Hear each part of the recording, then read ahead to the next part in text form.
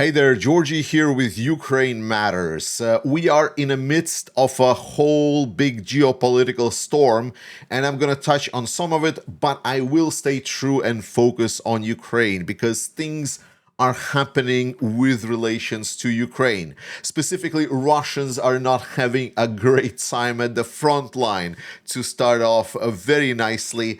Russians tried to use some of the tactics that worked in 2025, and they thought that they will be working in 2026 as well. However, the 7th Corps of Ukraine has actually said that, well, no, how about no? And they released a nice video. Russians tried to enter and continue storming Kupiansk in an attempt to deblocade the few Russian forces that are still present in the city, and they approached this task by getting through the pipe and trying to essentially get behind some of the Ukrainian positions. But as I explained earlier, Ukrainians are now heavily monitoring these specific areas, and I said that it would be very interesting to see whether Russia continued doing these activities because Ukrainians are just letting them go through and then get them completely eliminated. And we have a nice video. If you want to watch the video of Russians being improved, you can go to our Discord channel. But otherwise than that, just wanted to underscore that Ukrainians are learning and they are adapting to some of the Russian tactics that were used in previous years. So this year, it's not going to be an easy ride for Russians. And this whole philosophy also continues with what Ukraine is doing with the strikes against Russia. Ukrainian drones are striking Energia defense plants in Russian Lipetsk region, which was done by a group of drones. Then there was also big attack against Moscow with Ukrainian drones disrupting nearly 200 flights, which was a very massive exercise of drone activity over the capital of Russia. Remember, there was time where there was so much air defense along Moscow that Ukrainian drones couldn't even reach Moscow. Like there was some areas that were just carried out the strikes for. Now it is becoming common for Ukraine to reach into the Russian capital. Beyond that, Ukraine is continuing strikes against the Russian oil infrastructure, or in this case, the missile arsenal in Kostroma region. And this is just an underscore for all of you that while we are not covering anymore, just because the scale of these attacks that Ukraine is doing has increased a lot, frequency has increased a lot, I just want to make sure that we remember that this is what Ukraine is doing, and this is costing Russia dearly. I've read some of the economic estimates about how much did it cost Russia to have to be on the receiving end of this Ukrainian campaign, and some of the estimates varied, but generally they were in the ballpark of about 40 billion US dollars. To put it in a perspective, it is almost as big as the Russian military budget before the war. It is also the yearly amount of aid that the Europeans and Americans were providing Ukraine over these years. And this drone campaign, I just want to remind you that Ukrainians started it only in the middle of the year, somewhere around July, where the first kind of strikes started picking up, and it was scaling upwards all this time. So the fact of the matter that it was 40 billion and it was mid of the year campaign starting slowly, now with Magyar's birds getting additional boost in staff, additional boost in capabilities, and getting someone like Mikhailo Fedorov into the chair of Minister of Defense that will focus heavily on the drone warfare, I think Russia is up there to experience some really bad time, and it will cost it a lot. Another interesting story that kind of hit a lot of the Russian and Ukrainian news, and a lot of people had a bit of interest in, is United States is seizing a couple of the Russian Shadow Fleet tankers in one day. Now, one of these tankers specifically is interesting because it actually had a developing story, sort of a like ongoing. Because at first it was traveling under one country's flag, but then when US started approaching and tried to essentially impound this tanker, they started calling Russians and trying to get Russians to reach out to Americans to try to negotiate the transport to be registered in Russia and essentially vouch for it not to get boarded and by the United States. It went even so far that they essentially registered this ship with a backwards date in the Russian systems, and they released a statement that this was actually a Russian ship that was sailing, and the crew actually just used some paint to just paint the Russian flag on the side of the ship. And it got boarded anyway and impounded anyway, so it doesn't really matter. But the interesting part here is that Russians and Russian crew really thought that they have the ability to sort of influence US actions, not by pretending that they're some other state, but instead pretending that they're Russians. I think it's a very interesting idea, and I'm not going to expand on it too much because I think it's more of a beer talk to discuss. But in generally, I think it kind of shows the change of Russian posture and perspectives with regards how they are interacting with the world and with Americans specifically. But obviously the big news is the supposed, oh my God, I can't believe I'm saying this, peace deal that was discussed in France and security guarantees for Ukraine. I'm citing because obviously no peace is even closely in sight. This is, as I explained many times, is just internally Ukraine and its allies trying to kind of understand where their position lies, sort of to understand who is more or less committed and who is not committed at all. Because to be honest, it's all is a bit of a, I don't know, like, I want to say wet fart, but, you know, some people might consider wet farts being offended about these security guarantees. But there's also a very nice silver lining, and we're going to get to it. So obviously, any kind of guarantees of security by the European states, quote unquote, sending troops, it's also obviously going to be very limited and in regions that they will not be fighting Russians if something happens. But more importantly, it's also some security from United States. And I mean, I don't think I need to explain in depth why right now it's a big question whether or not there will be security guarantees. I'm liking that this from the diplomatic angle. Like, this is Ukrainian diplomacy at its best, because they are basically now pushing the Western allies to commit to something. So instead of finally having talks on what kind of a security guarantees we could, should, maybe, should have, and so on, Zelensky is stating, put your security guarantees on paper, sign the deals, sign the documents, ratify them in your parliaments, and after that, we will continue talking. And while all of these deployment of troops is pretty much non-starter, there is one point that I did like. Because what was the main part of my analysis some years ago, where I was talking about what kind of security guarantees Ukraine needs. And the best part is that Ukraine needs security guarantees that it can trust.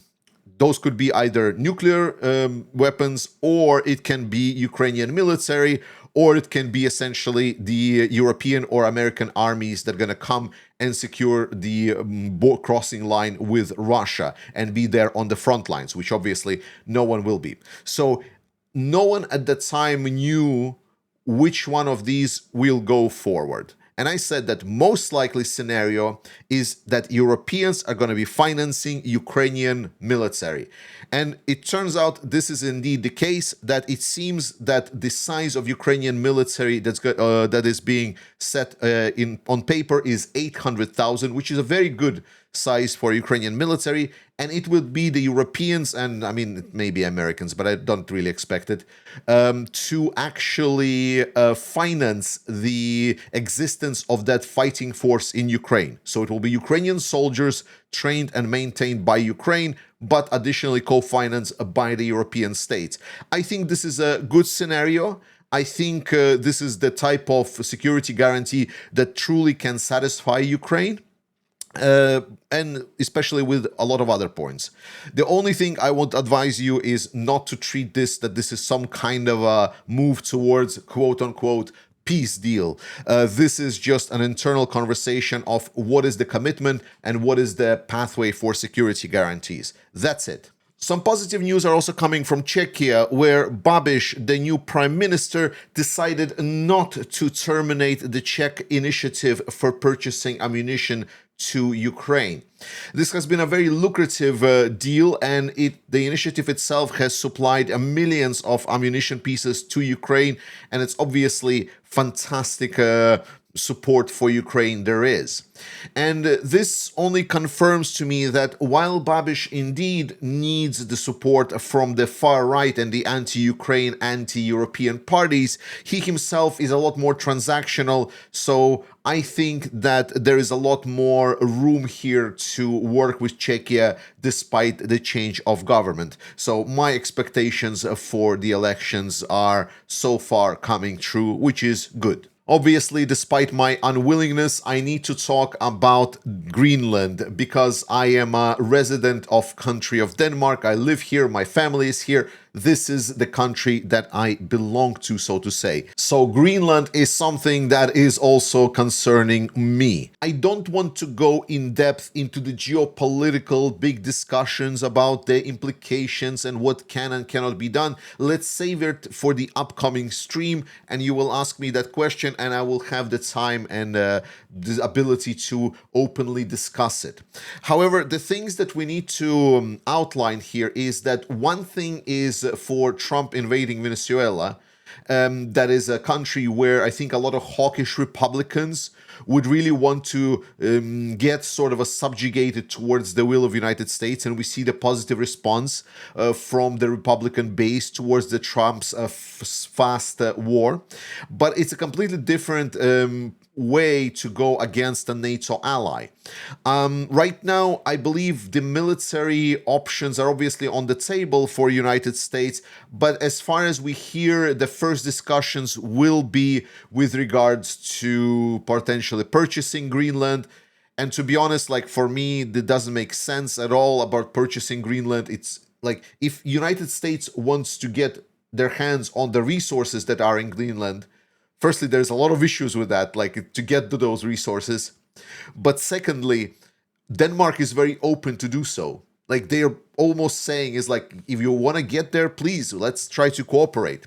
There is very little that US will get actually if they take over Greenland. Denmark is a long-time trusted partner of United States. So while I know that people that are not liking President Trump, they will be telling here that like, no, United States is completely done for. I don't hold that opinion, mostly because there are people in the United States that still understand the value of alliances. But in generally, what is happening right now is we're transitioning to the new world order. Like, this is why I find it so funny when people write me, oh, Georgie, like, but Trump invaded Venezuela. This is against international law. Hello? Wake up. Wow, you're a sleepyhead. Even the yesterday's storm didn't wake you. Because it's clear that we are way beyond that. One of the major implications that I stated year one when Russia invaded Ukraine is that if NATO alliance, the Western world, will not respond in force to Russia sabotaging international law, we're going to find ourselves in a world order that is just completely falling apart. And this is what happened. So I blame it on the politicians of that time, and I blame it on indecisiveness to protect the world order we established. There is no going back to the rules-based world order. We can build a new one, and I would want that. I would like to live in a rules-based world order. But the one that we knew is gone. Wake up. We are way beyond that. We are now talking about the spheres of influence. US claiming the possession of the whole hemisphere. But again, I'm getting into the geopolitical talks. The point of the matter is, we are now in transitioning. There is a vision that is being proposed here by the Trump's administration, a vision for US empire, so to say. And right now, there is a competition of what kind of future will be there. And it's going to be dependent not just on the European states and their response to the discussion about Greenland, but also what is happening in the United States itself. And that is way above the point of this channel. Again, ask me on my live stream. And finally, we're going to finish with accumulating some data, a statement, and a promise. 2025 was a revolutionary year for Ukrainian drone industry. This is where it actually took off. The manufacturing scale increased. Best and brightest minds all across the world and in alliance to Ukraine, they decided to lend a shoulder and propose different ideas and variations of technology, and Ukraine overall grow their capabilities of developing and using drone technology. This year ended with essentially Ukraine striking Russia, especially where it hurts, in the money-producing industries, weapon-producing industries, and also in cities like Moscow. With a single day up to midnight, 57 drones supposedly were just shut down over Moscow, and a total of 437 supposedly were shut down across Russia. Now, these statistics, they say shut down, but we all know that Russians count shut down even those that came in contact with the intended targets. And Moscow sustained a lot of the economic damages. We talked about this already at the start. And most importantly, I think the damning part is that for many consecutive days, Ukraine has been launching more long-range drones than Russia. According to Ukraine's Air Force, Russian forces launched 468 drones over the same period. This trend indicates a growing intensity of Ukrainian drone strikes. And Ukraine puts a lot of value into drones. So this is a promise to Russia. It's gotten pretty bad for you already. But this is just the beginning. It is going to get much, much, much worse. Because Russia's big strength is that it's big, but it's also your biggest weakness. And the fact of the matter that Ukrainians took their sweet time in 2024 and 2025 to decimate the air defense capabilities of Russia, especially forced to relocate them to Crimea, now is going to be paying off tenfold. I promised at the 2024 Outlook, I got a question how you would see Ukraine capabilities and industry compete with Russian. And I said that Ukraine needs about 2 years to retake Russia with the help of the allies. So far, we're very much on that scale. So a lot of bad news are coming Russian way. And you can participate and join, obviously, our fundraiser as well. We are doing incredibly well, and I call on everyone to continue supporting Ukraine. Trust in Ukrainian armed forces. Let's do our best. I love you. Slava Ukraini, and I will see you next time.